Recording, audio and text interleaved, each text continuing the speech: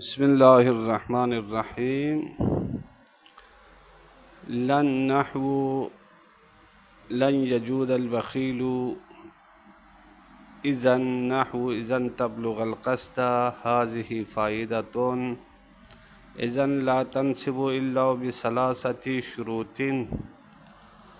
فرماتے ہیں حروف ناصبہ کے بارے میں، ان حروف کے بارے میں جو مضارع کو نصب دیتے تھے، بلکہ یوں عرض کروں کہ فعل مضارع کے منصوب ہونے کے موارد کے بارے میں ہماری بات ہو رہی ہے۔ ساتواں سوال کا بقایا حصہ لن، حروف ناصبہ میں سے لن ہے۔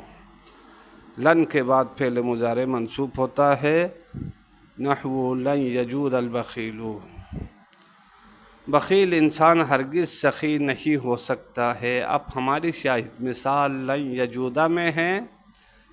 یجودو فعل مضارع کو لن داخل ہو کر اس نے یجودہ کر دیا، نصب دیا اور البخیلو اس کے لیے فاعل ہے۔ اچھا، حروف ناصبہ میں سے تیسرے نمبر پہ ہے اذن۔ اذن فعل مضارع کو نصب دیتا ہے، لیکن شرائط کے ساتھ دے گا۔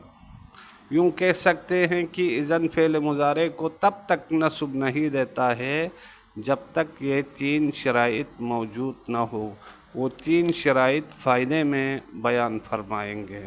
تو اذن بھی فعل مضارع کو شروط کے ساتھ نصب دیتا ہے، نحو جیسے اذن تبلغ القصد، پس تو اپنے ہدف تک پہنچ جائے گا، تو اپنے مقصد تک پہنچ جائے گا۔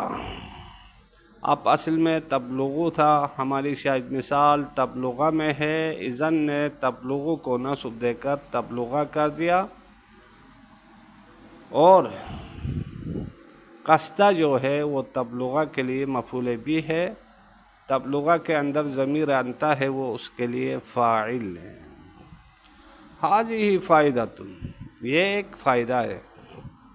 اذن لا تنصب الا، لا تنصب ہونا چاہیے، انہوں نے لا تنصب لکھا ہے۔ چلو، اذن لا تنصب الا بثلاثۃ شروط، اذن نصب نہیں دیتا ہے الا مگر دیتا ہے بثلاثۃ شروط، تین شروط کے ساتھ فعل مضارع کو نصب دیتا ہے۔ پہلی شرط، الاول ان تکون صدر الجواب بالذی یجاب به، پہلی شرط یہ ہے کہ اذن کا واقع ہونا ہے اس جواب کے صدر میں، اس جواب کے آغاز میں، الذی یجاب به، جس جواب کے ذریعے اذن کا جواب دیا جاتا ہے، تو اس جواب کے ابتدا میں ان واقع ہو تو پھر فعل مضارع کو نصب دیتا ہے اذن۔ سمجھ میں آئی بات؟ یہ کہہ رہے ہیں الاول، ان تین شروط میں سے پہلی شرط یہ ہے کہ ان تکون اذن، اذن کا ہونا ہے صدر الجوابی، اس جواب کا صدر، اس جواب کی ابتدا، اس جواب کا آغاز، الذی یجاب به، جس جواب کے ذریعے جواب دیا جاتا ہے۔ پہلی شرط یہ ہو گئی۔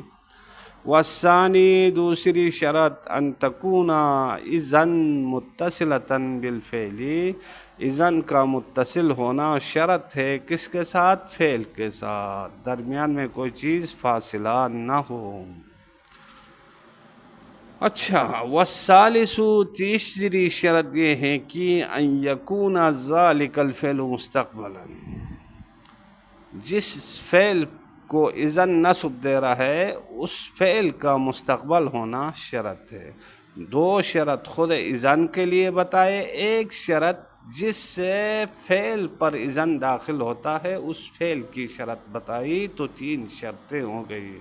ان یکون ذالک الفعل، اس فعل کا ہونا ہے مستقبلا، مستقبل ہونا ہے، یعنی اذن کے بعد آنے والے فعل کا مستقبل ہونا شرط ہے۔ علی انہم، اس بنا پر کی تحقیق اجاز الفصل بینہا و بین الفعلی، اذن اور اس کے فعل کے درمیان اس بنا پر فاصلے کو جائز قرار دیا ہے، باللن نافیتی، لائے نافیہ کے ذریعے فاصلہ دینے کو جائز قرار دیا ہے، والقسمی، اور قسم کے ذریعے فاصلہ دینے کو جائز قرار دیا ہے۔ ان دونوں کے علاوہ اذن اور اس کے فعل کے درمیان کسی چیز کا واقع ہونا درست نہیں ہے، یعنی فاصلہ نہیں ہونا چاہیے، مگر دو چیزوں کے ذریعے فاصلے کو جائز قرار دیا ہے، اذن اور اس کے فعل کے درمیان ایک لائے نافیہ کے ذریعے فاصلہ دینا اور ایک قسم کے ذریعے فاصلہ دینے کو جائز قرار دیا، کا قولی کا، جیسا کہ آپ کا کہنا، وَإِذَنْ لَا يَلْبَسُوا خَلْفَكَ، ہاں پس وہ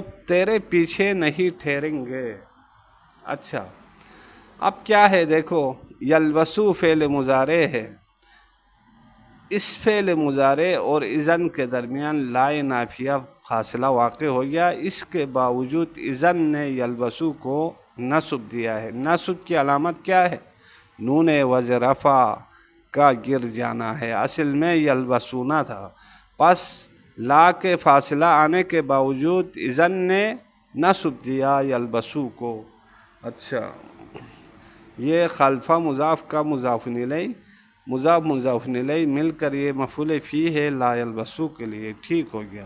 اب یہاں آپ کو سمجھ میں آ گیا، فاصلے کو جائز قرار دیا لائے نافیہ کے ذریعے اذن اور اس کے فعل کے درمیان، اذن اور یلبسو کے درمیان لائے نافیہ واقع ہو گیا کے ذریعے فاصلہ آیا ہے، اس فاصلے کو جائز قرار دیا ہے، یعنی فاصلہ آنے کے باوجود اذن نے یلبسو کو نصب دیا ہے۔ نصب کی علامت نون وزن رفع کا گر جانا ہے، بقا قول شاعری، جیسا کہ شاعر کا کہنا، کیا، اذا واللہ، خدا کی قسم، پس خدا کی قسم، نرمیہم بحرب، ہم ان کو جنگ کی طرف پھینک دیں گے۔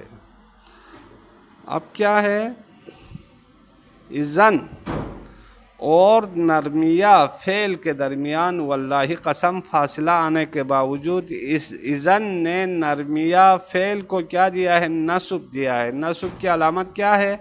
یا کے اوپر زبر ہے۔ اچھا، اب کیا ہے، واللہ، واو قسم، اللہ مقسم درمیان میں آ گیا، اذن اور نرمیہ کے درمیان فاصلہ آنے کے باوجود اذن نے نرمیہ کو نصب دے دیا ہے اور نصب کی علامت فتحہ ہے۔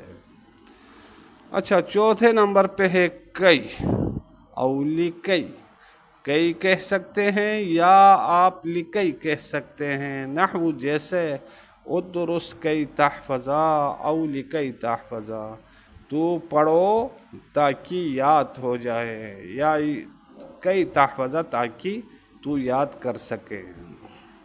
اب دیکھو یہاں کیا ہے، ادرس فعل امر ہے، کئی نے تحفظا، ہماری شاید مثال کئی تحفظا میں ہے، کئی نے تحفظا کو کیا کر دیا ہے؟ نصب دیا ہے، اصل میں تحفظو تھا نا، کئی کے داخل ہونے کے بعد تحفظا ہو گیا۔ او لکئی، یا کیا ہے، آپ لکئی کہیں، تو لام تو کیا ہے اس صورت میں، لام کے ساتھ بھی پڑھ سکتے ہیں لیکن لام تعلیل ہوگا، او لکئی تحفظا، تو پڑھو تاکہ تو یاد کر سکے۔ اچھا، یہاں بھی کیا ہے، لکئی نے تحفظا کو نصب دیا ہے، اصل میں تحفظو تھا۔ اب آگے چلیں، ینصب المضارع، فعل مضارع کو نصب دیا جاتا ہے بتقدیر ان کو مقدر رکھنے کے ذریعے، بعد لام التعلیل، لام تعلیل کے بعد، نحو خذ الدواء لتبرأ، ہاں تو دوائی کو لے لو، لتبرأ تاکہ تو ٹھیک ہو جاؤ، دوائی لیں گے تو ٹھیک ہو جائے گا۔ اب کیا ہے، لام تعلیل کے بعد ایک ان مقدر ہے، اس نے تبرأ فعل مضارع کو نصب دیا ہے، اصل میں تبرأ تھا جب لام تعلیل کے بعد ان مقدر ہے تو اس ان مقدرہ نے کیا کر دیا؟ اس ان مقدرہ نے فعل مضارع کو نصب دیا، اور نصب کی علامت کیا ہے؟ نصب کی علامت تبرع کے آخر پہ زبر ہے۔ بات سمجھ میں آ رہی ہے نا؟ تبرع کے آخر میں یعنی حمزے کے اوپر زبر ہے۔ چلیں آگے چلتے ہیں۔ اچھا، خذ پھر فعل امر ہے۔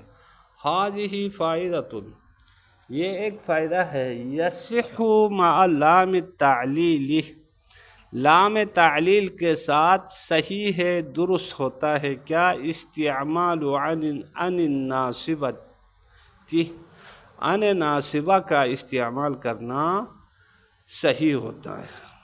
فتکون ہی والفعل الذی تنصبہ فی محل جر، پس وہ ان ناصبہ، فتکون ہی یعنی ان ناصبہ ہوتا ہے، والفعل الذی اور وہ فعل، تنصبہ جس فعل کو ان ناصبہ نصب دیتا ہے، فی محل جر وہ ان اور جس کو فعل کو نصب دیتا ہے وہ دونوں، یعنی ان اور اس کے فعل دونوں فی محل جر، جر کی جگہ میں ہوں گے، یعنی محلاً مجرور ہوں گے، کس کے ذریعے؟ باللام المذکورتی، لام تعلیل کے ذریعے۔ فتقول، پس آپ کہیں گے، حسن سیرتک، تو اپنی سیرت کو اچھی کرو، لتحمدا، تاکہ تعریف کی جائے، تیری تعریف کی جائے۔ یوں بھی کہہ سکتے ہیں، نہیں تو آپ کیا ہے اس ان کو ظاہر کر کے لا کر یوں بھی کہہ سکتے ہیں، حسن، ہاں کیا ہے؟ تو کیا ہونا ہے؟ چونکہ یہ نائب فاعل بننا ہے تو حمدہ کے لیے انہوں نے سریرتہ کا دیا ہے، اس وجہ سے تھوڑی سی گڑبڑیشن مجھ سے بھی ہو گئی، چونکہ میں نے اس کو معلوم پڑھا تھا، بعد میں متوجہ ہو گیا۔ تو کیا پڑھیں گے؟ او لأن تحمدہ سریرتک، یا تو اس لیے ٹھیک ہو جاؤ، اچھا ہو جاؤ، تاکہ تیری سیرت کی تعریف کی جائے۔ اچھا، پرنٹنگ میں عبارت میں غلطی ہے، اس کو سریرتک پڑھنا ہے، تک نہیں پڑھنا ہے۔ بات سمجھ میں آئی بات؟ اب یہاں کیا ہے ہماری صحت مثال لأن تحمدہ میں ہے، کس طرح سے ہے کہ لام تعلیل کے بعد، یا یوں کہیں لام تعلیل کے ساتھ جو ان استعمال ہوا ہے اس کو کیا ہے، ان کو، خود ان کو پوشیدہ رکھے بغیر ظاہر کر کے استعمال کرنا درست ہے، یہاں ان کو ظاہر کر کے لائے۔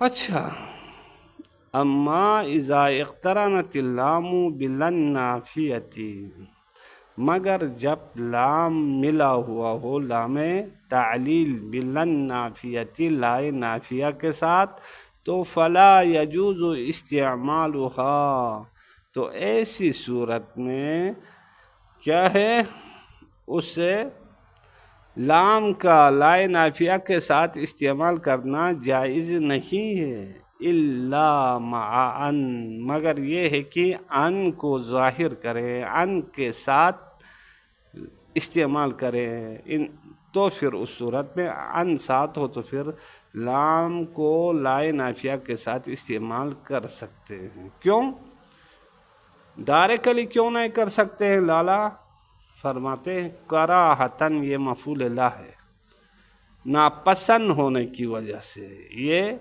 مفعول لا ہے، کس کے لیے؟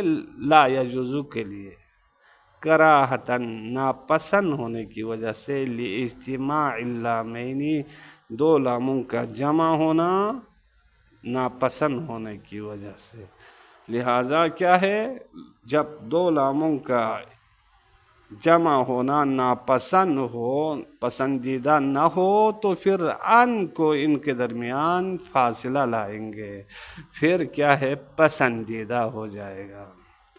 نحو کن علی حجر، ہو جاؤ، علی حجر، ہاں بچنے والا ہو جاؤ، لِأَلَّا يَمَسَّكَ الضَّرَرُ، تاکہ کوئی نقصان تجھے چھو نہ لے، کوئی نقصان تجھے ٹچ نہ ہو جائے۔ اب یہاں دیکھو لِلَّا نہیں پڑھا بلکہ لِأَلَّا يَمَسَّكَ الضَّرَرُ۔ ہاں، لام اور لا یہ نافیہ جمع ہو گئے تو ان کے درمیان ایک ان کو ظاہر کر دیا، ان کو ساتھ استعمال کر دیا۔ وہ ان کیا ہے؟ لا کے بعد آنے والے فعل کو نصب دے گا۔ والاصل، اور اس کی اصل عبارت اس طرح ہے لِأَن لَا يَمَسَّكَ، تاکہ تجھے کوئی ضرر نہ چھوئے۔ فَأُبْدِلَتِ النُّونُ، پس نون کو تبدیل کر دیا گیا لامن لام میں، لِمُنَاسَبَتِهِ، علامہ نون کے مناسبت ہونے کی وجہ سے کس کے ساتھ؟ لام کے ساتھ۔ ثم ادغمتا، پھر لام کو لام میں ادغام کر دیا تو کیا بن گیا؟ لِأَلَّا بن گیا، اصل میں لِأَن لا ہے، پھر لام کو لام میں ادغام کر دیا گیا۔ وصلی اللہ علی محمد وآلہ الطیبین الطاہرین۔